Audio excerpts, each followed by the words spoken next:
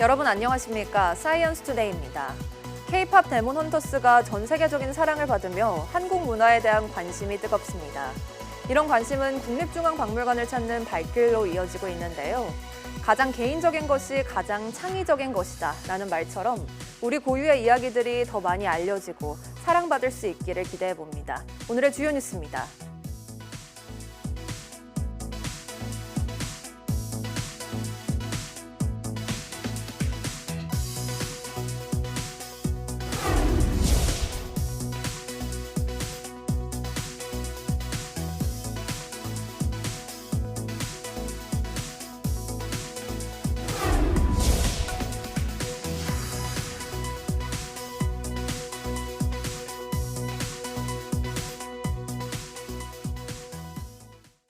더위가 물러난다는 절기 처서를 앞두고 있지만 한여름 같은 무더위는 쉽게 꺾이지 않을 전망입니다. 또 남해상에서 발생한 12호 태풍 링링은 세력이 약해져 일본에만 영향을 줄 것으로 보입니다. 정혜윤 기자입니다. 더위가 가시고 선선해진다는 절기 처서를 앞두고 있지만 올해도 처서 매직은 없을 것으로 보입니다. 무더위 강도가 주말인 처서를 기점으로 오히려 더 강화할 것으로 예보됐기 때문입니다. 기상청은 전국에 33도를 웃도는 폭염이 기승을 부리는 가운데 주말부터는 다시 일본 남동쪽에서부터 확장하는 북태평양 고기압과 중국에서부터 확장하는 티베트 고기압이 우리나라를 뒤덮을 것으로 내다봤습니다. 두 개의 뜨거운 뚜껑이 다시 한반도 상공 전체를 뒤덮으며 무더위 열기가 밤낮으로 쌓일 가능성이 큽니다. 서울 등 대부분 지역의 낮 체감 온도가 35도 이상 치솟겠고 밤사이 체감 온도는 30도에 육박해 초열대야 수준의 밤 더위가 우려됩니다. 우리나라 상공에 두터운 고기압과 덥고 습한 공기의 유입으로 주말까지도 폭염과 열대야는 지속 강화되겠습니다. 또 어제 오전 일본 규슈 서쪽 해상에서 발생한 12호 태풍 링링은 더 발달하지 못하고 약화한 채 일본 규슈 내륙을 통과할 것으로 보입니다. 따라서 우리나라는 태풍의 직접 영향을 받지 않겠습니다. 다만 제주도 남동쪽 해상으로 물결이 다소 높게 일겠고 태풍 수증기가 유입되는 제주도에는 강한 소나기 구름이 만들어지겠습니다. 또 내륙에서는 심한 무더위 속에 대기 불안정으로 국지성 소나기가 내릴 수 있어 야외 활동 시 주의가 필요합니다. YTN 정혜윤입니다. 강릉 지역의 가뭄 상황이 심각해지자 정부가 관계기관 합동 가뭄 태스크포스를 긴급 가동해 대응 방안을 논의했습니다. 현재 강릉의 주요 상수원인 오봉저수지의 저수율은 20%대에 불과해 시는 지역 최초의 제한급수와 함께 물 절약 캠페인을 펼치고 있습니다. 정부는 남대천 용수개발 사업을 통해 이달 말부터 하루 10,000톤의 물을 오봉저수지로 공급할 계획입니다. 또한 인근 지역의 대체 용수를 확보하고 생수를 추가로 지원하는 등 다각적인 대책을 마련하기로 했습니다. 바다얼음 감소 등 남극의 환경 변화로 해수면이 상승해 어느 시점에는 전 세계 해안 도시들이 물에 잠길 수 있다는 분석이 나왔습니다. 로이터 통신에 따르면 네릴리 아브람 호주 국립대 교수 등 기후변화 학자들은 현지 시간 20일 과학저널 네이처에 게재한 논문에서 남극 기후체계가 돌아올 수 없는 지점을 넘어서고 있다고 진단했습니다. 연구진은 남극의 바다얼음, 남극 수역의 해류, 남극의 생태계가 체제 변화 수준으로 급변했다고 분석했습니다. 현재 지구온난화 추세로 빙산과 빙붕이 녹으면 해수면이 최소 3m 상승해 세계 해안 도시들이 침수될 것이라고 연구진은 경고했습니다. 국내 산란 기록이 없는 푸른 바다 거북의 짝짓기 장면이 제주에서 처음 포착됐습니다. 하지만 산란기가 피서철과 겹치면서 실제 산란으로 이어질지는 미지수입니다. 보도에 고재영 기자입니다. 제주 연안에서 푸른바다 거북이 힘차게 헤엄칩니다. 국내에서 처음으로 푸른바다 거북의 짝짓기 장면이 카메라에 잡혔습니다. 작은 개체가 발견돼가지고서 번식에 대한 것은 저희들 생각을 못하고 있었거든요. 근데 이번에 암컷과 수컷이 교미하는 장면도 발견되게 해서 앞으로 번식에 대한 기대가 상당히 크게 다가오고 있습니다. 만약 제주에서 푸른바다 거북의 산란이 확인된다면 산란 해역이 일본 남쪽에서 제주로 확장된 것을 의미합니다. 하지만 제주에서 바다거북 산란이 확인된 건 지난 2007년이 마지막입니다. 바다거북이 이제 생활할 수 있는 좋은 환경들이었는데 근래 들어서 개발이 이제 난개발들이 많이 일어나니까 그로 인해서 이제 서식지들이 많이 훼손되고 이러다 보니까 지금은 좀 안 좋은 상황으로 많이 바뀌어 버린 거죠. 바다거북은 6월에서 8월에 모래사장에 알을 낳지만 피서철과 겹치면서 산란이 어렵습니다. 야간 개장을 좀 막거나 막지 못한다면 최소한 그 어떤 탐방객들의 출입을 막는 그런 것도 필요하고요. 또 바다거북이 산란할 수 있는 가능성이 높은 곳에 대해서는 좀 더 모니터링을 좀 더 깊이 하고 여기에 폐허구와 플라스틱 등 해양 쓰레기로 인해 제주에서만 매년 30마리의 바다거북이 희생되고 있습니다. 바다거북이 제주에서 발견된다는 건 아직 우리에게 시간이 남아있다는 뜻일 겁니다. 예전처럼 찾아와 알을 낳고 살아갈 수 있는 환경을 만들어주는 노력이 어느 때보다 절실합니다. YTN 고재영입니다. 국내 연구진이 초소형 로봇을 이용해 소금쟁이의 수면 위 이동 원리를 입증했습니다. 다리 끝에 부채꼴 구조가 로봇 추진력의 핵심인데 기존 수상 로봇보다 빠른 기동성을 보였습니다. 이성규 기자입니다. 소금쟁이를 닮은 무게 0.23g의 초소형 로봇입니다. 라고벨리아, 즉 부채다리 소금쟁이를 모사했는데 물 위에서 유연하고 민첩하게 움직입니다. 라고벨리아는 다리 끝에 부채꼴 구조를 순간적으로 펼치면서 거친 물살에서도 추진력을 얻는데 그동안 구체적인 작용 원리는 밝혀지지 않았습니다. 연구진은 21개 끈 형태의 인공털로 부채꼴 구조를 만들어 실제 라고벨리와 같은 방식으로 작동하는 초소형 로봇을 제작했습니다. 연구 결과 끈 형태의 털이 물속에서 펼쳐져 큰 추진력을 얻고 물 위로 들리면 순간적으로 잡혀 표면 장력 저항을 줄인다는 점이 입증됐습니다. 펼쳐지려는 탄성력. 그 다음에 뺄 때는 우리가 아까 봤던 그 표면 장력이 있어요. 그래서 그 포스를 밸런스를 잘 맞추면 물에 들어가면 탄성력 때문에 펼쳐지고 빼면은 표면 장력 때문에 오므라드는. 이는 소금쟁이가 예측하기 어려운 환경에서 포식자 등에 빠르게 대응할 수 있는 핵심 원리입니다. 부채꼴 구조를 이용해 소금쟁이 로봇은 기존의 수상 로봇보다 더 빠른 기동성을 보였습니다. 연구진은 소금쟁이 로봇이 앞으로 수질 탐사나 수중 환경 모니터링, 재난 현장 수색 등에 응용될 것으로 기대했습니다. 이번 연구 성과는 세계적인 과학 저널 사이언스 표지 논문으로 실렸습니다. YTN 사이언스 이성규입니다. 한국 문화에 대한 세계적인 관심이 높아지는 가운데 올해 국립중앙박물관을 찾은 관람객이 400만 명을 넘어선 것으로 나타났습니다. 국립중앙박물관에 따르면 지난 1월부터 이달 20일까지 관람객은 총 407만 3,006명으로 지난해 같은 기간 방문자 수인 233만여 명보다 1.7배 늘었습니다. 현재 추세가 이어진다면 한 해 총 관람객 수가 418만여 명에 이르러 1945년 개관 이래 최다 인원을 기록했던 지난 2023년 기록을 경신할 전망입니다. 박물관 측은 한국 전통문화에 대한 국내외 관심이 어느 때보다 높아졌음을 보여준다며 다음 달 20, 30대 청년 세대가 즐길 수 있는 행사를 준비하고 있다고 밝혔습니다. 한국 문화를 배경으로 한 넷플릭스 애니메이션 영화 K-팝 데몬 헌터스가 세계적인 열풍을 일으킨 배경을 미국 주요 매체들이 집중 조명하고 있습니다. 타임지는 K-팝 데몬 헌터스는 어떻게 세계를 정복했나라는 제목의 기사에서 K-팝 걸그룹이 악마 사냥꾼 팀으로 변신하는 영화는 코미디와 액션, 음악, 초자연적 호러 요소가 결합됐다고 평가했습니다. CNN은 이 영화가 두 가지 강력한 장르인 K-팝과 초자연적인 테마를 성공적으로 결합했으며 OST 수록곡들의 히트가 영화에 대한 관심을 더 확산시키고 있다고 전했습니다.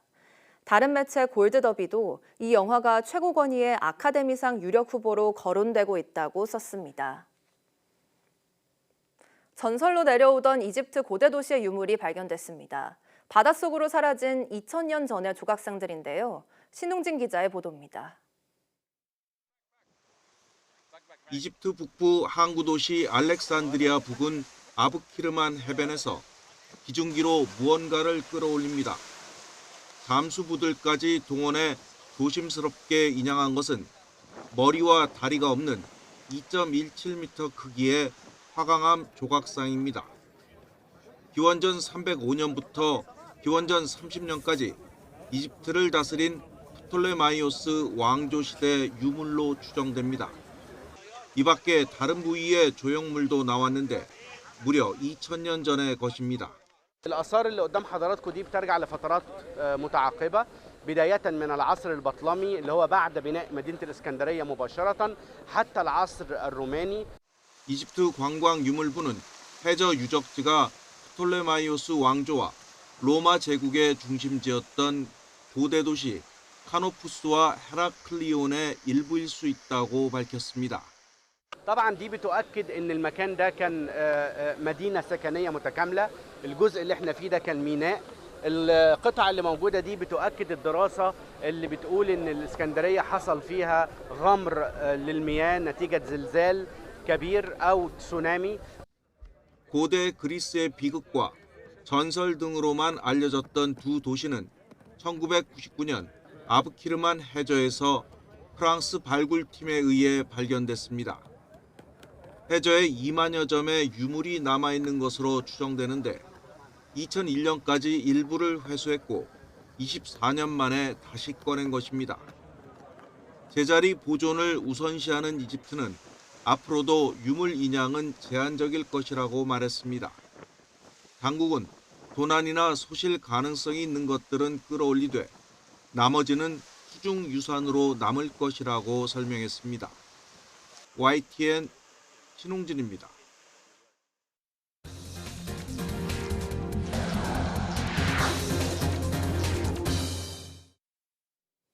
지난해 금사과로 불렸던 사과 가격이 또 들썩이고 있습니다.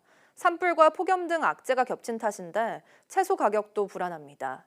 시금치의 경우 한두 달 뒤 실제 가격에 반영되는 생산자 물가가 무려 171% 올랐습니다. 오동건 기자가 취재했습니다. 사과를 장바구니에 담는 소비자들, 비싼 가격에 부담을 호소합니다. 작년보다도 굵기도 작고요. 작년보다 좀 비싼 것 같아요. 과일 잘 못 먹겠어요. 금사과로 불리며 지난해 급등했던 사과 가격이 다시 출렁이고 있습니다. 사과 10개 기준 소매 가격은 약 3만 5천 원으로 비쌌던 지난해와 비교해도 8.12%, 평년보다는 무려 15.2% 올랐습니다. 지난 3월 경북 지역의 대표 사과 주산지에서 대규모 산불이 발생한 여파가 큰 데다 최근 폭염과 폭우 등 이상기후로 작황도 좋지 않은 상황입니다. 한국농촌경제연구원은 8월 사과 출하량이 약 5.7% 감소할 것으로 예상했습니다. 저장 사과가 다 소진되고 홍로, 부사가 나오기 전이라 사과 공백기가 이어지는 와중에 추석 전까지 물량이 풀리지 않아 당분간 공급 부족은 이어질 것으로 보입니다. 추석이 지난해보다 늦어지면서 출하도 다소 지연되고 있습니다. 그러나 9월과 추석 성수기에는 출하가 본격화되면서 사과 공급량이 전년보다 늘어날 것으로 전망됩니다. 폭염과 폭우 등에 따른 공급 부족은 채소도 마찬가지입니다. 지난달 농림수산품 생산자 물가는 전월 대비 5.6% 상승했습니다. 특히 농산물이 8.9% 올랐고 이 가운데 시금치가 무려 171%, 배추는 51% 껑충 뛰었습니다. 여기에 계절적인 요인으로 축산물 생산자 물가도 올랐습니다. 7월 전체 생산자 물가 지수는 0.4% 올랐는데 크게 오른 농축산물이 전체 상승을 주도한 것으로 분석됩니다. 생산자 물가는 한두 달의 시차를 두고 소비자 물가에 반영되는 만큼 식탁 물가가 또다시 출렁일 수 있다는 우려가 커지고 있습니다. 서울 지역을 기준으로 냉면과 삼겹살 같은 대표적인 외식 물가가 오른 것으로 집계된 가운데 이상기후가 작황에도 영향을 주면서 전반적인 식품 물가 관리에 어려움이 예상됩니다. YTN 오동건입니다. 경기도의 민생회복 소비 쿠폰 지급률이 98%에 달하며 성공적으로 정착하고 있습니다. 특히 거동이 불편한 어르신 등 복지 사각지대에 놓인 이들을 위해 도입한 찾아가는 신청 서비스가 큰 효과를 내고 있습니다. 최명신 기자가 보도합니다. 부천시 복지 담당 직원이 거동이 불편한 어르신 댁을 직접 찾았습니다. 전화 한 통이면 이용할 수 있는 찾아가는 신청을 받고 출장을 나온 겁니다. 민생회복 소비 쿠폰을 어떻게 신청하고 어디서 사용하면 되는지 꼼꼼하게 안내합니다. 다양한 이웃들이 더 어려운 분을 잘 찾을 수 있도록 저희가 적극적으로 환경을 조성해서 더 많은 분들이 민생회복 소비 쿠폰을 지원받을 수 있도록 노력하겠습니다. 포천시는 어르신이 많이 모이는 마을 경로당을 집중적으로 돌며 소비 쿠폰 신청을 돕고 있습니다. 무더위에 멀리 이동하지 않고 편하게 신청할 수 있어서 반응이 좋습니다. 면에서 직접 나오셔서 또 신청 받으시니까 그런 걱정을 좀 덜어줘서 그래서 감사하게 생각하고 있습니다. 민생회복 소비쿠폰 1차 신청이 시작된 후 경기도 내 시군별 찾아가는 신청은 2만 2천 건을 넘어섰습니다. 사각지대를 발로 직접 찾아다니는 노력이 더해져 소비쿠폰 지급률은 97.5%에 달합니다. 현재 31개 시군과 긴밀한 협조를 바탕으로 민생회복 소비쿠폰 찾아가는 신청을 차질 없이 운영하고 있습니다. 앞으로도 도민 편익을 최우선 가치로 현장 중심 행정을 실천하겠습니다. 경기도는 민생회복 소비쿠폰이 지역상권 회복의 마중물이 될 수 있도록 행정력을 집중할 계획입니다. YTN 최명신입니다. 이재명 대통령과 도널드 트럼프 미국 대통령의 첫 정상회담에 국내 기업 총수 등 15명이 경제사절단으로 동행합니다. 이번 한미 정상회담 경제사절단에는 최태원 대한상공회의소 회장과 류진 한국경제인협회 회장을 비롯해 이재용 삼성전자 회장, 정의선 현대차그룹 회장, 구광모 LG그룹 회장 등이 포함됐습니다. 경제사절단은 조선부터 반도체와 원전 등 전방위적 경제 협력을 통해 한미 동맹 강화를 뒷받침할 계획입니다. 지난 7일부터 15% 대미 상호 관세가 적용됐지만 이달 들어 20일까지 우리 수출은 7% 넘게 늘어난 것으로 나타났습니다. 미국 수출이 전년 대비 3% 가까이 빠졌지만 수출 효자 반도체와 자동차 수출이 두 자릿수 증가폭을 보이며 전체 실적을 견인했습니다. 박기원 기자가 보도합니다. 지난 7일부터 부과된 15%의 대미 상호관세 영향에도 우리 수출 증가세는 꺾이지 않았습니다.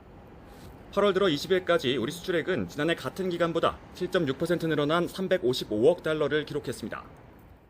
조업 일수를 고려한 하루 평균 수출액은 24억 5천만 달러, 지난 4월과 5월 마이너스 수출을 기록한 뒤 3개월 연속 증가세를 유지했습니다. 특히 반도체와 자동차, 선박 수출이 크게 늘며 증가폭을 키웠습니다.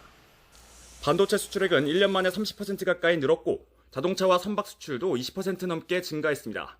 반면 50%의 품목관세를 받는 철강을 비롯한 석유 제품과 무선 통신기기는 모두 수출 규모가 줄었습니다. 작년 9월에서 12월까지가 125에서 145까지 올라가요. 증가율을 볼 때는 기저효과를 봐야 되기 때문에 이제 어떻게 보면 9월부터는 증가세 자체는 좀 내려갈 수 있는데 상호관세로 큰 타격이 예상된 미국 수출은 2.7% 감소하기는 했지만 뚜렷한 추이라고 보기는 아직 어렵다는 분석도 나왔습니다. 같은 기간 수입은 347억 달러로 무역 수지는 8억 달러 흑자를 기록했습니다. YTN 박견입니다.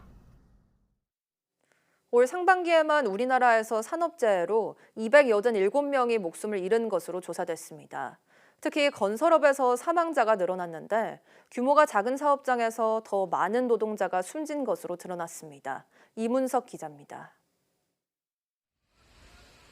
사업주의 안전보건 조치 미비로 우리 산업 현장에서 올 상반기에만 287명의 노동자가 숨졌습니다.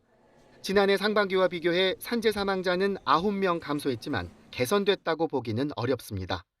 우선 산재 사망 사고 건수가 지난해 상반기에 266건에서 올 상반기 278건으로 오히려 늘어났습니다. 특히 건설업에서 사고 사망자 138명이 발생해 지난해 같은 기간보다 8명 증가했습니다.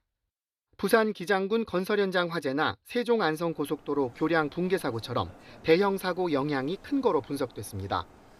또 건설업 경기 악화로 공사비 상승 압박이 커지면서 소규모 건설업체를 중심으로 안전관리가 취약해졌을 가능성이 제기됐습니다.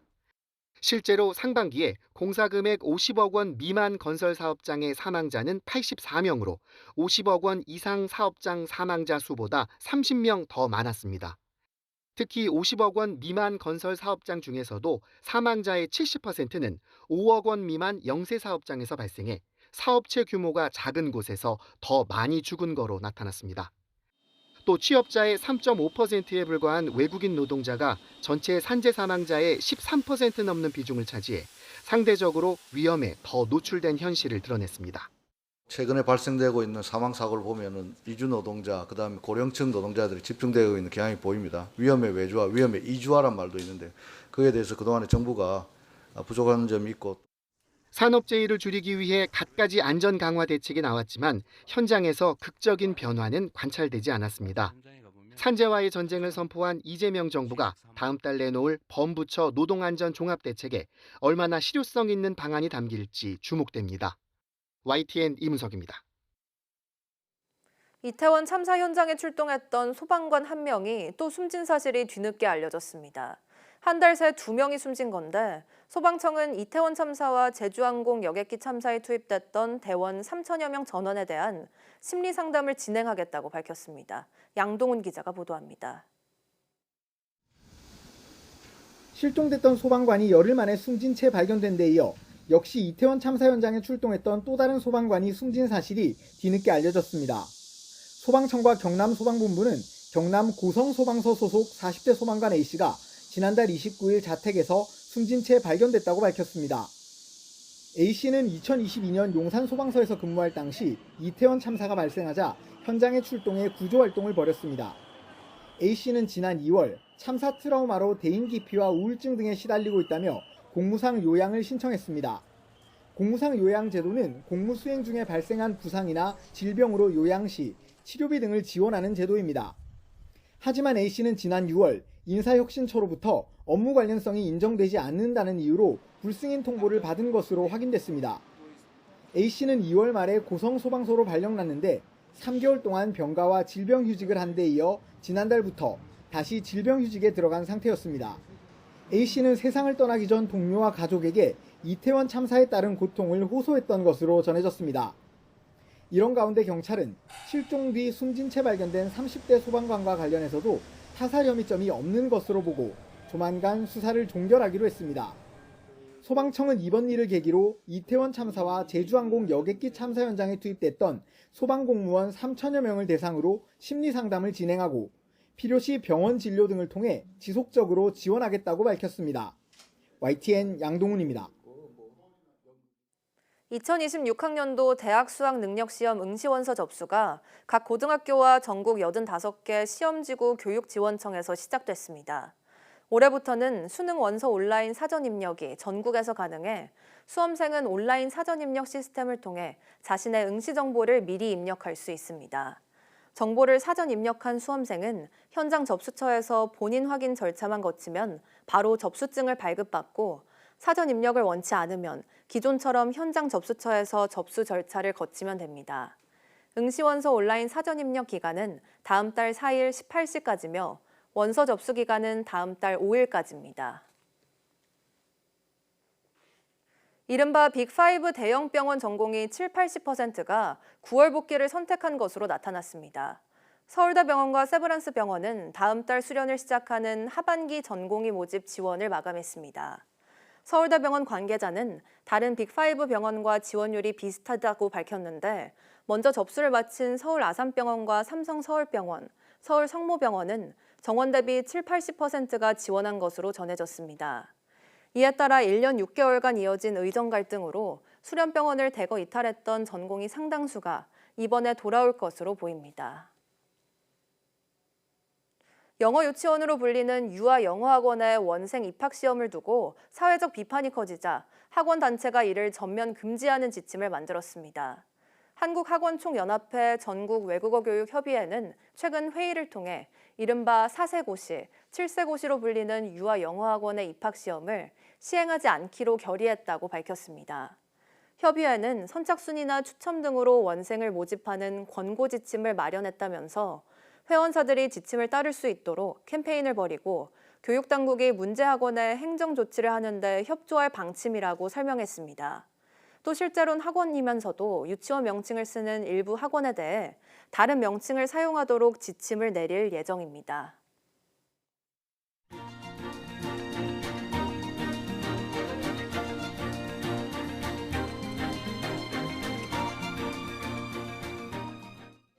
(8월 22일) 오전 사이언스 투데이 마칩니다. 오후 뉴스도 많은 시청 바랍니다. 시청해주신 여러분 고맙습니다.